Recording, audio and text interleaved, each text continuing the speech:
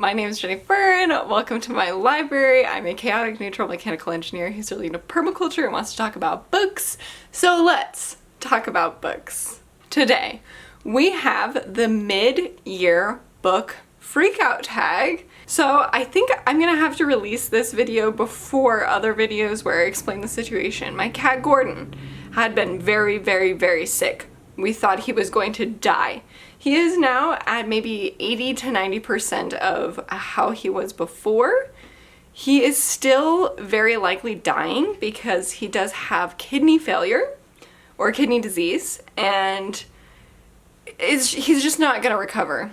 But he is feeling so much better and he is meowing, and we let him do whatever he wants because he was dying.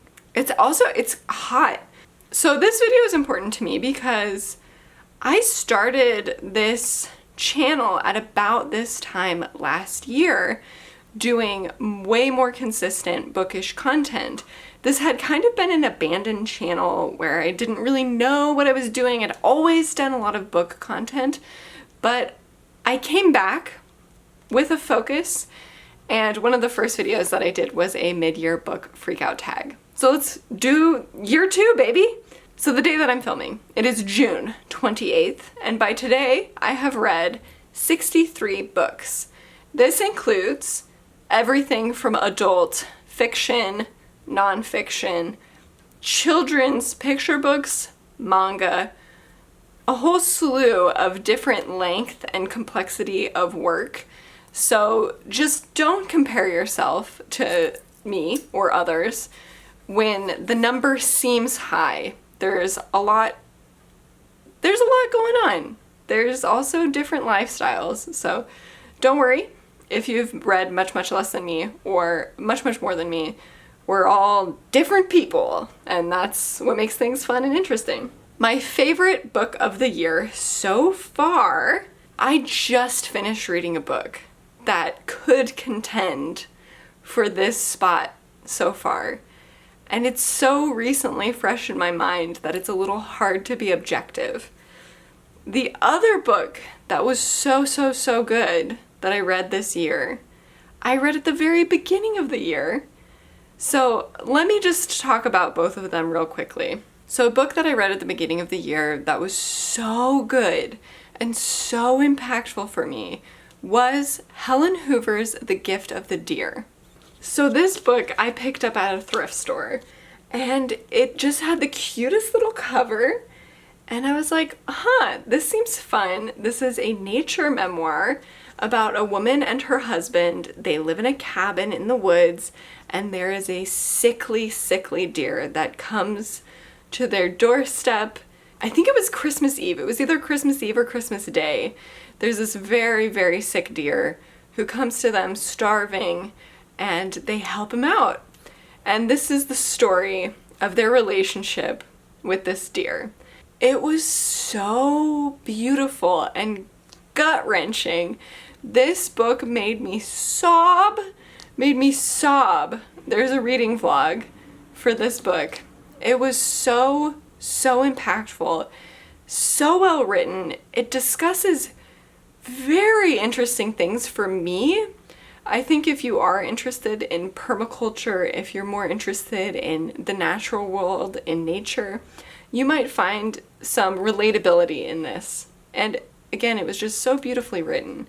I just want to briefly mention a few of the 5 stars that I've read. The Geography of Nowhere by James Howard Kunstler, Parable of the Sower by Octavia E. Butler, Reality is Not What It Seems by Carlo Rovelli, right here. Between the World and Me by Ta-Nehisi Coates, right here. The Factory by Hiroko Oyamada.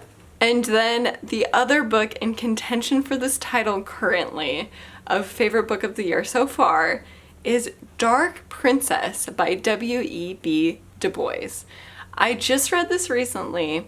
I'm filming a reading vlog surrounding books that have entered the public domain this year in the United States. So those are books that were written or published in 1928. I can't really pinpoint it why I loved this book so much, but this was just such a book for me. My little cat is going into the blinds right now, if you hear a rustling. I do not have a copy of this book. Because it's in the public domain, I read it through free channels on the internet. I would love to pick up a copy of this because it was so good and like in my heart. I don't know why. Again, I don't know why. But let me tell you what it's about. It's about this man. I think his name is William. Michael. Matthew. His name is Matthew. So our main character is Matthew Towns, and he is studying to be a doctor. At the beginning of this book, we meet him. He is in Europe. He is unable to finish his schooling because of restrictions put on black men at his college. He is a black man in America. He decides, fuck that, I'm gonna go to Europe, I'm gonna, fuck around over there. He does that. He meets this woman. Her name is Kautilya of Bodhpur. She is a princess of India, and she is a part of this collection, this league of non-white people who are against white imperialism. So this collection of people he meets, they have this really interesting conversation, and they're kind of like, we didn't really consider black Americans to be a part of this. And then he gets some mission to go back to the United States and be a part of that. He meets several people along the way. He becomes a Pullman. There is this Pullman conspiracy that he is a part of. As he goes through life, this princess of India, he meets several times along the way. And it is just such a compelling story. I loved so much about it. It's one of my favorite books that I read this year. On that one, many people do not like it, so be warned, it may not be everybody's cup of tea. This is going to be a weird one for me because I think the only series I've been reading are manga. I don't think I've been reading any fiction series. There's Pluto Volume 2, and then there's Berserk Volume 2. See, Berserk Volume 2 I gave a 4. I didn't even give it a 5. So I think I'm gonna have to do Pluto Volume 2 as my favorite sequel. I did also start reading Samari and the Guardian of the Forest, and I gave Samari and the Guardian of the Forest Volume 5 a 5-star review, and I think I really, really, really liked this one. But then my access through the library, I think, it doesn't go up to volumes beyond Volume 5. Favorite reread. Have I reread a single thing? No.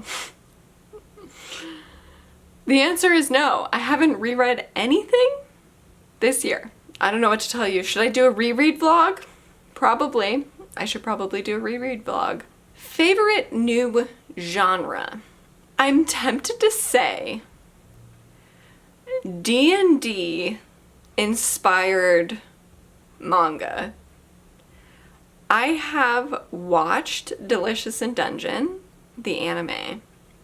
I would love to read Delicious in Dungeon because genuinely when I was first looking at manga, when I was a first-time manga reader, that was a suggestion for me, and it's not available through my library system. But that was one that I was really interested in.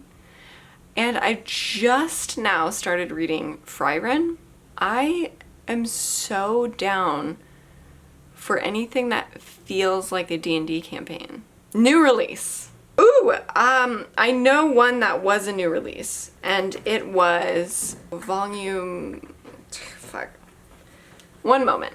Witch Hat Atelier Volume 1. Hi, Clover. Hi, you wanna come here? Witch Hat Atelier Volume 1, I read. That I'm fairly certain is a new release. I think the most recently published thing I've read is Rental Person Who Does Nothing. Rental Person Who Does Nothing was a very novel book.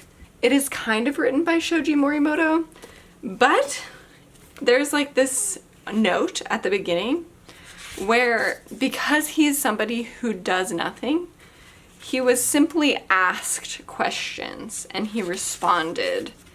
And that's how this book came about.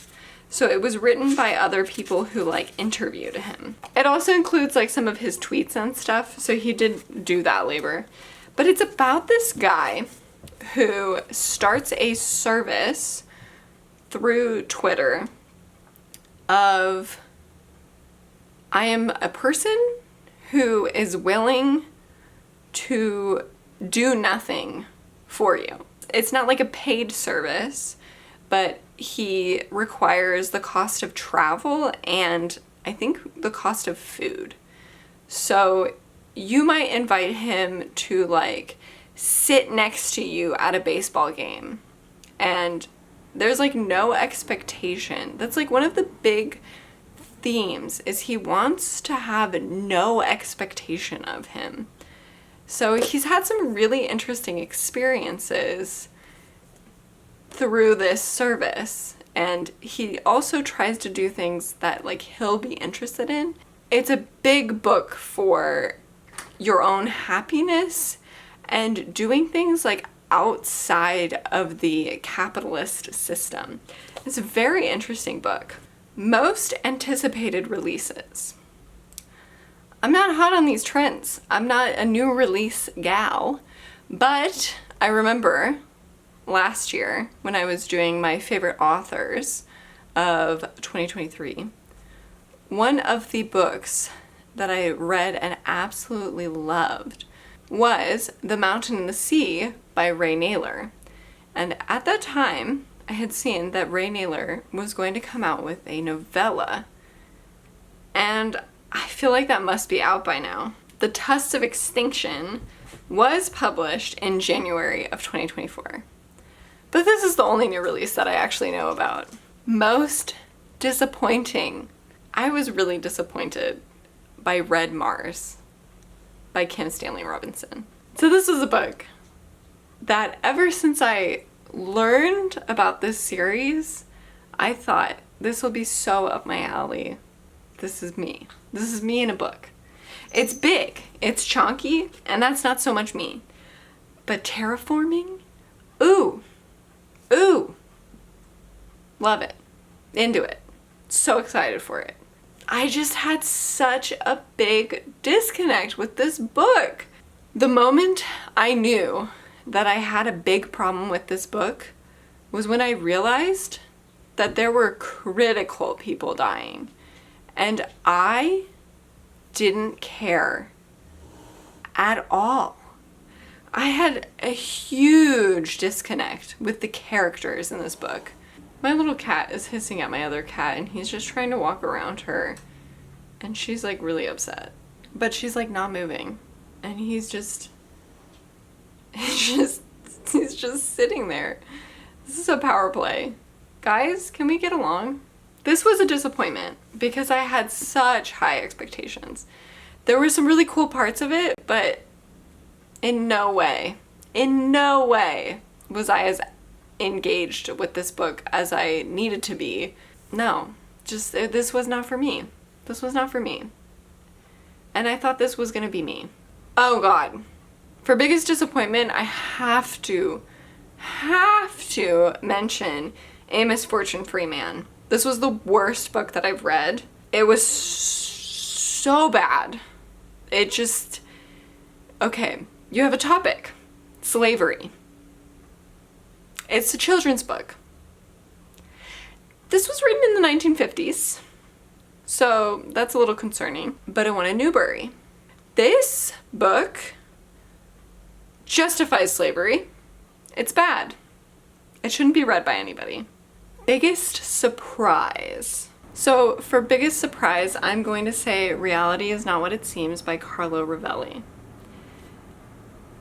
I wouldn't really expect that I wouldn't enjoy learning about physics and reading nonfiction about physics. I generally think I would enjoy that kind of thing. But the first Carlo Rovelli book that I ever read was 7 Brief Lessons on Physics, and it wasn't a hit for me. So I think I was a little bit surprised that Reality Is Not What It Seems was such a big hit for me. I thoroughly enjoyed this book. I really loved this book. I thought it was so excellent. And then I read 2 additional books by Carlo Rovelli, so I really gave this guy a shot. That ties so well into favorite new author. I loved reading Carlo Rovelli's books. I read Reality Is Not What It Seems, Helgoland, and The Order of Time. All of them were really excellent. The other author that I think for me has been cemented as a favorite author is Sayaka Murata. At the beginning of this year, I read Earthlings by Sayaka Murata, and I loved it. I loved this book. I thought it was so good. It was such a story for me. It was a little uncomfortable, a little triggering, the topics. I just wasn't fully expecting them. So I would throw out a warning for this one.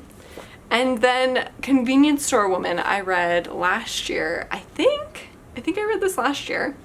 And I adored this. I read this, I think, in 1 or 2 sittings, and I just gobbled it up, loved it so much.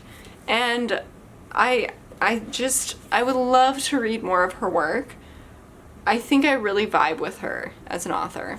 Favorite character?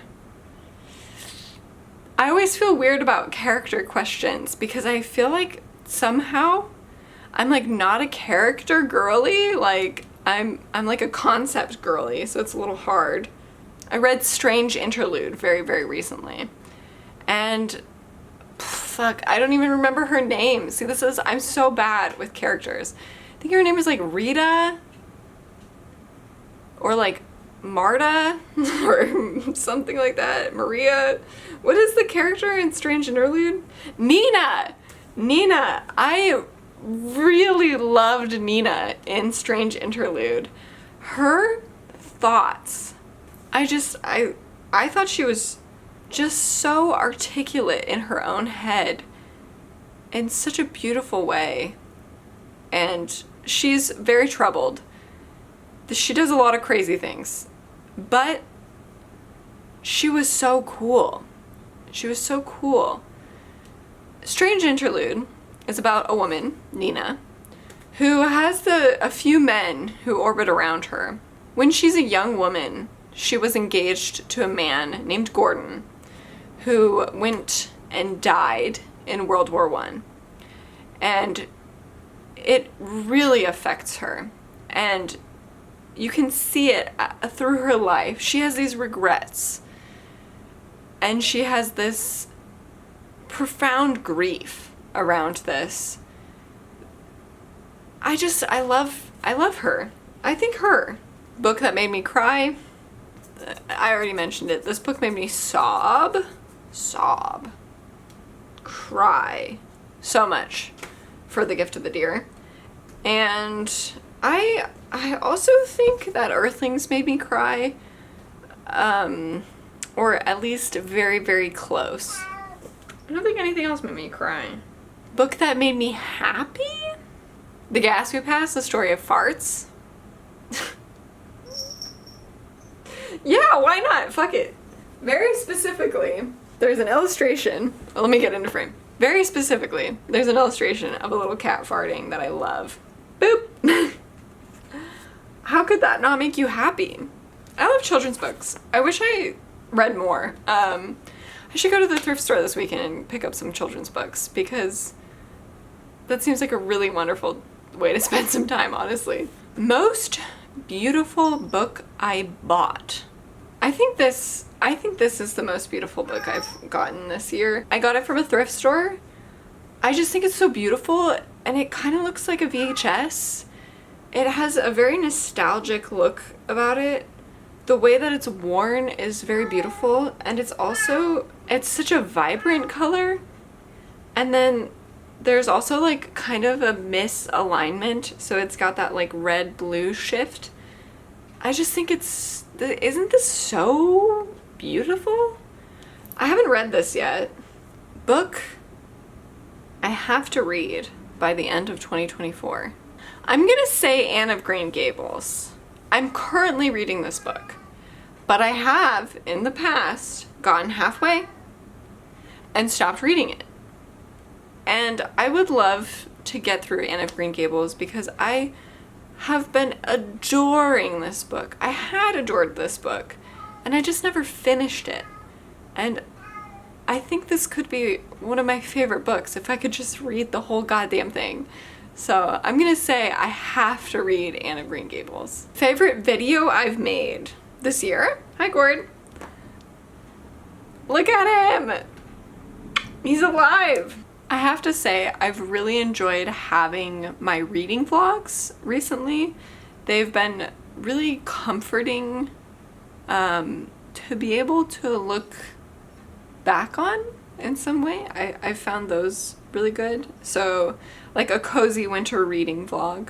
Oh, reading books published in 1993 was also so much fun because the books that I read for that video were so good, and I got to do fun 1990s fashion, which I'm so into. So that was a really fun video as well. Reading unhinged plays from the 1910s. I mean, it was so hard. It was genuinely so hard for me to get through reading those two plays because they were not good. But the whole idea and just the experience of itself, being able to read something that my great-grandmother was a part of. My great-grandmother was in these plays when she was in high school, and being able to have access to that knowledge, like being able to see the newspaper articles that say she plays this character in this play, and then being able to access that work and read that work was such a cool experience. I'm just really grateful that I was able to do that reading experience. It was so valuable to me. So probably the video titled Reading Unhinged Plays from the 1910s that my great-grandmother was in. So booktubers that I really, really love. I have loved Allison Pages, and she's been on a break, but I just recently started rewatching her old videos again, and they're just so uplifting. I love them so much. I also really love Emmy Reed's The Books Unbound podcast. Ariel and Raylene. Adore. Katie Marie, I really, really enjoy. And there's also, I think, Michaela Reed's Gunpowder Fiction and Plot is excellent.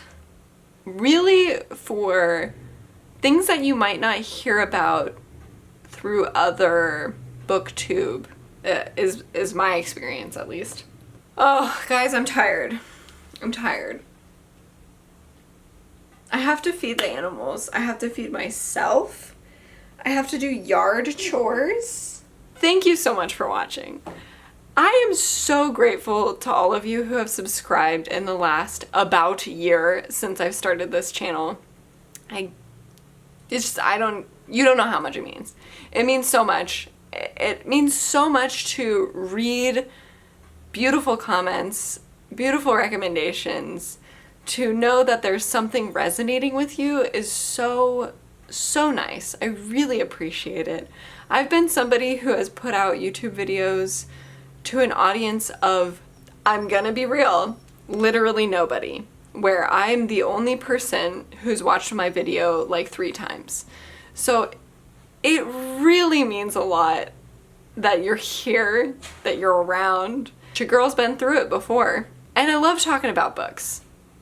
And I love that you're here to hear me talk about books. It's a wonderful relationship.